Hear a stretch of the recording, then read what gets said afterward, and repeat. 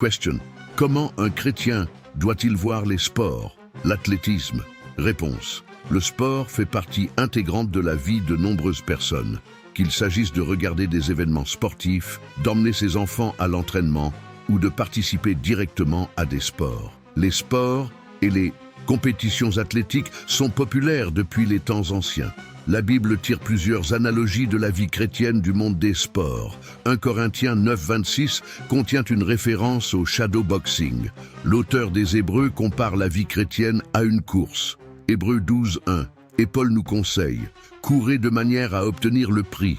1 Corinthiens 9:24. Étant donné l'utilisation positive par la Bible d'analogies liées au sport, il ne peut y avoir rien de fondamentalement mauvais à regarder ou à participer à des événements sportifs, suivre son équipe de football préférée, jouer quelques parties de golf, regarder un match de volley-ball ou s'inscrire au softball communautaire sont des choses que les chrétiens peuvent faire et apprécier.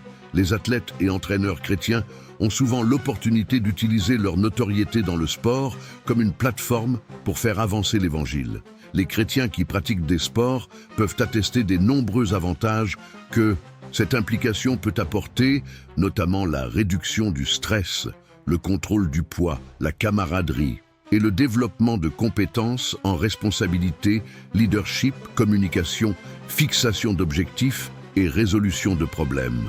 L'endurance et la persévérance requises dans la compétition athlétique peuvent être précieuses pour construire et renforcer le caractère. L'un des plus grands avantages de la compétition sportive est le développement de l'autodiscipline.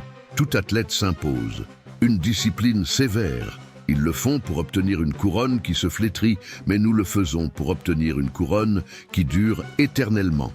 1 Corinthiens 9:25. Dans le creuset de l'action compétitive, la présence de l'autodiscipline, ou son absence, devient évidente pour tous les observateurs. Certains athlètes et fans gèrent les adversités liées au jeu avec grâce et équilibre.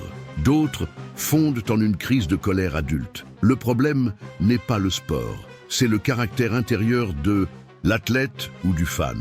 De nombreuses manières, un événement sportif offre une occasion de tester le caractère des gagnants et des perdants. Les athlètes, entraîneurs et fans chrétiens doivent être remplis de l'Esprit Saint et montrer le fruit de l'Esprit, peu importe où ils se trouvent, que ce soit sur le terrain ou dans le vestiaire. Comme dans tous les domaines de la vie, nous devons avoir un équilibre dans notre implication dans le sport. Nous devons fixer des priorités.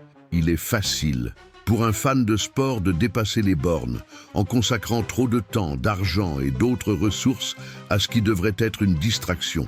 Il est facile pour un athlète qui veut réussir de consacrer une quantité excessive de temps et d'énergie à l'entraînement, négligeant la famille, les amis ou sa marche avec Dieu.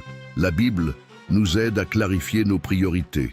L'exercice physique est utile à quelque chose, mais la piété est utile à tout, car elle contient la promesse de la vie présente et de la vie à venir. 1 Timothée 4:8. Le sport est bon et bénéfique lorsqu'il est maintenu dans une perspective. Il ne doit jamais être autorisé à interrompre le temps avec Dieu ou à devenir plus important que la recherche du royaume et de la justice de Dieu. Matthieu 6:33. Les idoles ne doivent pas faire partie de la vie chrétienne. 1 Jean 5:21. Et dans tout ce que nous faisons, que ce soit sur ou en dehors du terrain, nous devons tout faire pour la gloire de Dieu. 1 Corinthiens 10:31.